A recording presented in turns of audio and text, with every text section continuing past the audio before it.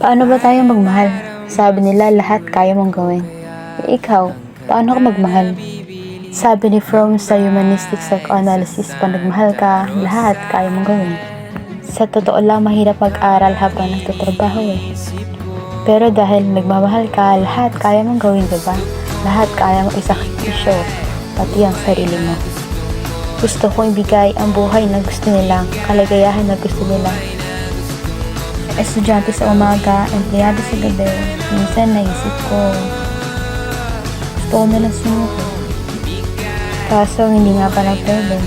Kasi paano na lang sila? Sa bawat ngiti, may mga tinatagong hikbi. Kailangan maging matatag lang para sa mga taong mahal. At paano nga ba ako magmahal? Ibibigay ko lang ang buhay na gusto niya.